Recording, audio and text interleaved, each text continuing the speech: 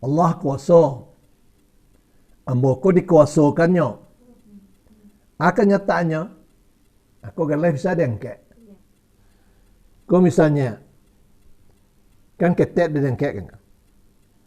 Kalau ambo merasakan bahasa non mengangkek ku kuasa ambo, itu terkabul.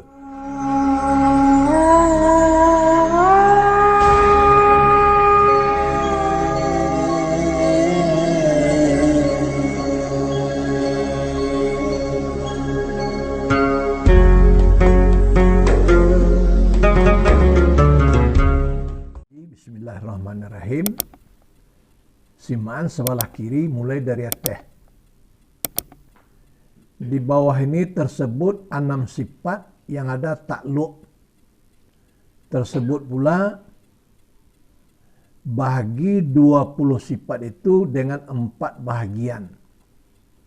Di kaji kita kaji sifat 20. Kaji sifat 20 itu wajib hafal. Kalau nak hafal sifat 20 nak terlapih dari azab kubur. Nak terlapih dari pukulan mungkirun dan nakirun dalam kubur. Nah, jadi pengajian kita kan baru di awal sifat 20 kok. Tapi magak kini kok dek karena pengajian kita tua katun menjelang poso kolah pendek. Diambil aja nan sampai kesimpulan lain.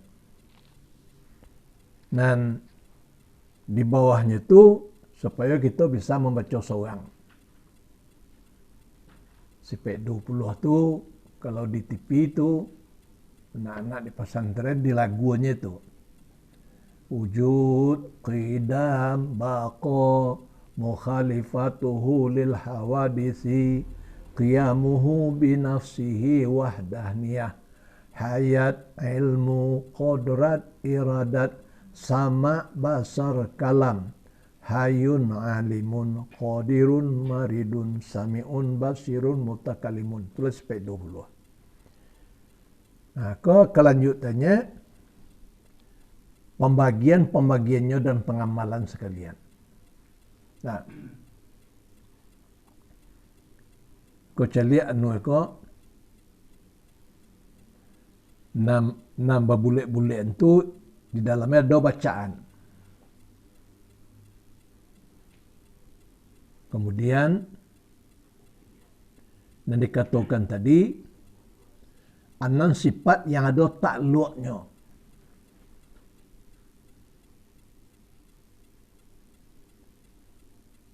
Tersebut pula terbahagi sifat 20 itu 20 sifat itu dengan 4 bahagian. Nah, jadi kau nambah kolom-kolom di atas sekali itu ketik-ketik kodrat, irada, sama, basar, ilmu, kalam.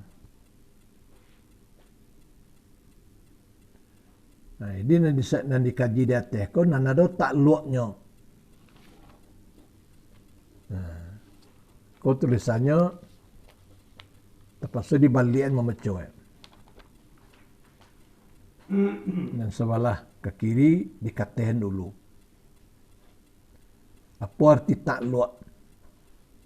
Artinya takluk ialah tuntut sifat akan pekerjaan yang bertambah daripada berdiri sifat kepada zat adanya. Itu yang dikatakan takluk.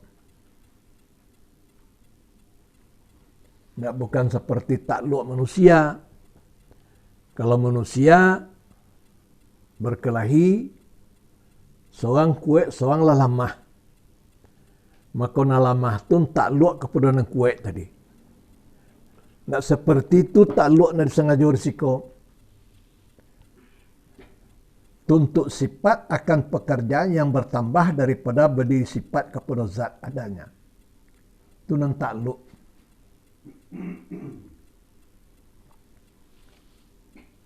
Kemudian balikkan dan sebelah kanan dikatakan. Adapun misal takluk seumpama kodrat yang kuasa. maka menuntutlah ia akan kenyataan yang dikuasakannya. Demikian pula misal lain-lain, takluk pada sifat lain-lain adanya.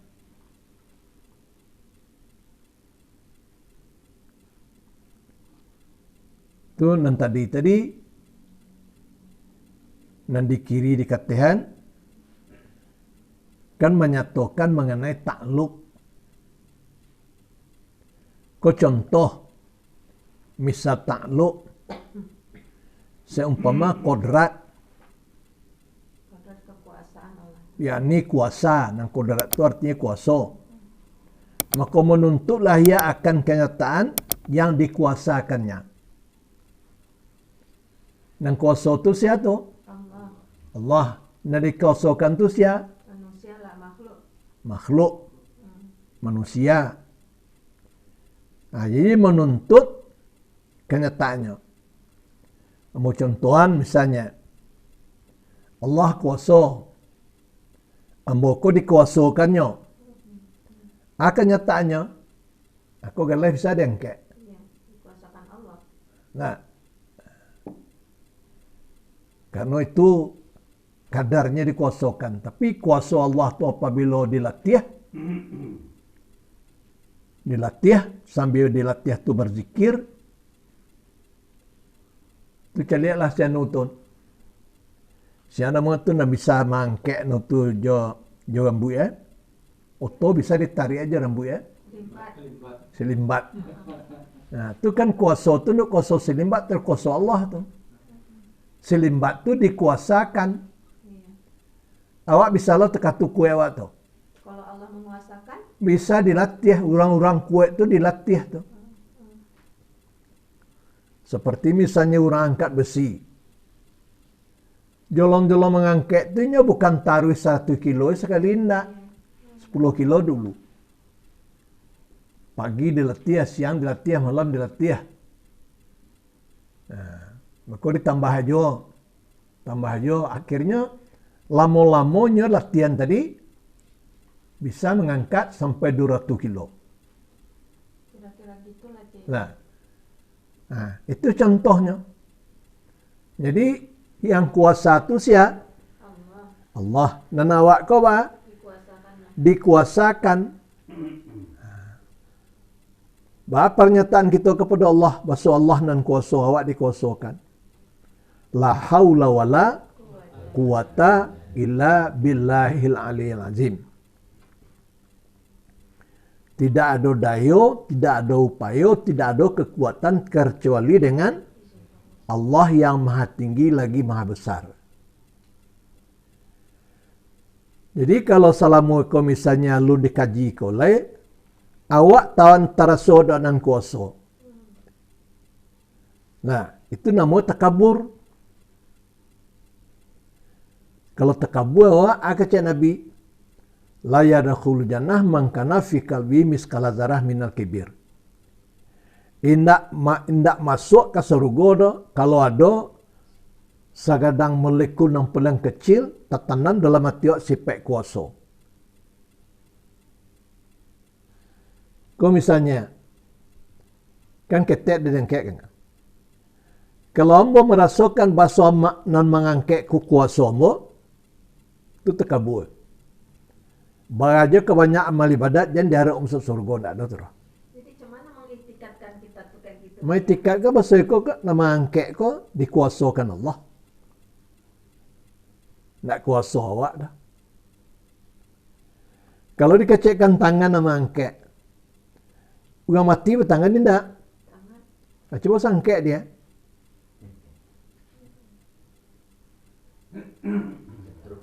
Ya.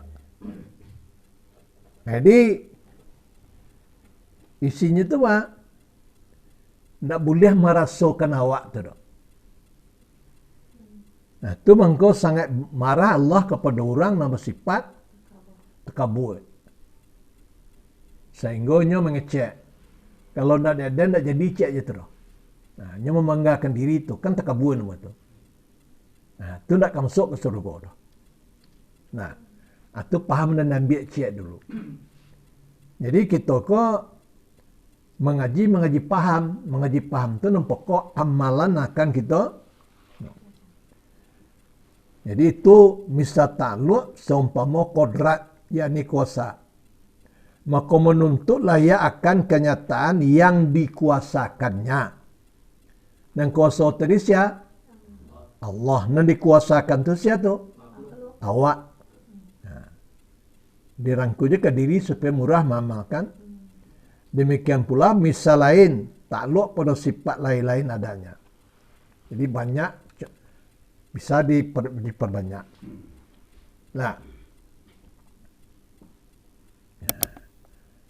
ke sifat di dalam bulet-bulet tadi, kodrat, iradat, sama, basar, ilmu, kalam. Nah, kodrat artinya kuasa. Siapa berkuasa? Allah. Iradat artinya berkehendak. Siapa berkehendak? Allah. Nah, kalau awak berkehendak, dikehendakkan Allah.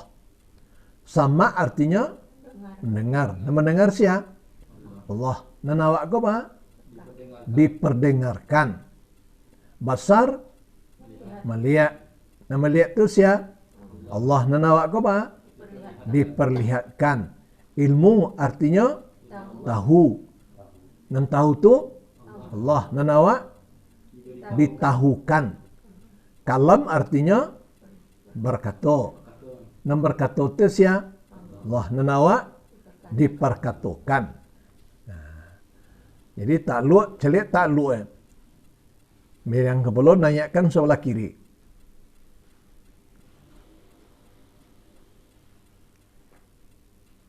Nah, kalam tu ta'alluq dalalah nama. Ilmu tu ta'alluq inkishaf nama. Basar itu ta'alluq inkishaf. Sama itu ta'alluq inkishaf. Irad itu ta'alluq taksir. Nah, kodrat itu ta'alluq taksir. Apa artinya dalalah? Ta'alluq sebagai dalil. Jadi kalam Allah tu banyak menjadi dalil, ta'alluq dalil. Nah, apa di antaranya kalam Allah tadi? Al-Quran. Al-Quran itu adalah kalam Allah. Kalam Allah itu dikatakannya, dikeceknya kepada Jibril. Dan Jibril diajarkan kepada Nabi kita Muhammad sallallahu alaihi wasallam. Oleh karena itu Al-Quran itu apa namanya? Kalamullah. Kalam Allah. Perkataan Allah. Jadi ta'alluqnya ta'alluq apa namanya? Dalalah. Apa artinya ta'alluq adalah? Dalil-dalil bagi kita umat Islam. Hudalil muttaqin. Menjadi petunjuk bagi orang bertakwa. Nah, ilmu. Nah, ta'alluqnya inkishaf. Inkishaf itu artinya yang membukakan. Nah, dibukakannya itu apa? Pembatih. Nah, jadi ilmu tadi membukakan tabir antara kita dengan Allah. Antara kita dengan Allah babatih. Tabatih. Hijab namanya tabir itu. Nah, jadi kalau kita berilmu, terbuka tabir antara kita dengan Allah. Nah, maka bernama ta'alluqnya inkishaf. Basar, arti basar, melihat Allah Subhanahu wa ta'ala. Nah, ta'alluq jadi inkishaf. Membukakan. Sama ta'alluqnya inkishaf. Membukakan. Nah, iradat ta'alluqnya taksir. Artinya takluknya itu memberi bekas. Kodrat, takluknya taksir. Nah, Bekas alam seperti membekas. alam yang Nah, artinya alam ku adanya karena apa kok? iya, iradat Allah. Karena kodrat dan iradat. Innama amruhu iza arada syai'an ayyakula lahu kum fayakun. Bahwa sesungguhnya perkaranya Allah apabila Allah menghendaki satu, Allah berkata kun, jadilah engkau, maka jadilah alam semesta. Nah, jadi itu kan taksir memberi bekas, takluk taksir tadi. Jadi alam semesta kok bekas apa kok? Iradat Allah. Bekas kodrat dan iradat dari Allah Subhanahu wa taala. Terbit kodrat dan iradat, lahirlah kalam perkataan. Nah, jadi mana dulu kodrat iradat itu terjadinya? Kekuasaan dulu ya. Kehendak apa? Iradat dulu berkehendak dulu. Enggak dulu Pak. Sama contohnya, Kekuatan. awak kami injek ko ha. Mengko minjek ko ba? Ada kehendaknya. Ada kehendak untuk menginjek ko. Bangko terjadilah ko mengangkatnya. Nah, jadi waktu Allah ingin menjadikan alam ko, Allah berkehendak menjadikan alam ko. Nah, ada nama kehendak menjadikan alam ko selain pada Allah dah. Jadi apa sebab Allah berkehendak tadi? Karena Allah tu asalnya heran ke dirinya. Nah, iko kaji ko nambah keceng ko lah terlalu tinggi ko. Jadi kalau nak tamakan awak tak usah dipasuan. Iya, ya Allah. Benar. Rusak otak dia. Tak usah dipasuan, cukup sekali didengar. Jadi bawa santai aja kita. Ya. Nah, waktu Allah sendiri sesuai dengan firman Allah dalam hadis kudusi, firmannya, "Lau anna rabbi ma'abdi, walau anna abdi marabi." Jikalau aku Tuhan, siapa hambaku? Jikalau aku hamba, siapa Tuhanku? Nah, itu dikecekkan dalam pengajian orang tua-tua, waktu Allah heran melihat diri. Nah, sikap taksir ada. Nak taksir, nak patut cara taksir. Sah, ya. Asar, bekas. Nah, maka oleh karena Allah heran ke dirinya, terbitlah di dirinya untuk menjadikan alam sebagai hambanya Allah. Maka terbitlah kodrat. Nah, jadi kalau kecek-kecek orang tua-tua, kecek. Bapak tahu orang tua. Nah, abang dahulu mengkau kamai, barulah tagak bau sali. Nah, batampo Allah ja Muhammad di sinan mula awak jadi. Nah, cara batamponya tadi, waktu Allah heran ke diri ya, sehingga berkata, kalau aku Tuhan, ma hamba aku. Kalau Tuhan itu kan ada hamba. Kalau aku hamba, siapa Tuhanku? Waktu Tuhan heran ke dirinya, maka jadilah nur daripada Allah. Itu nur Allah yang pertama bernama Nur Muhammad. Nah, itu kalau dalam pengajian itu namanya Muhammad Pancar Nurullah. Nah, jadi ada Allah, ada Muhammad daripada Allah. Cek orang tua-tua awak. Kalau mau ambil hadis sambo bacaan, mungkin kurang bisa memahami awak. Tapi kalau mau ambil je pepatah orang tua, bunyi pantun, mungkin murah memahami dewa. Kecil orang tua-tua. Di balah-balah talang rumah diambil ke sawak pintu. Sama so Allah dan Muhammad nama nan tua masa itu. Nah. Sedangkan Muhammad itu jadinya dari Allah. Iya. Nah. Pancar Nurullah bernama Muhammad. Tapi masing-masing merasa diri besar. Kata Muhammad, aku Tuhan. Muhammad bukan Nabi Muhammad, Nur Muhammad. Iya. Kalau kata Tuhan, aku Tuhan. Kata Tuhan, Muhammad, kalau engkau Tuhan, coba hilang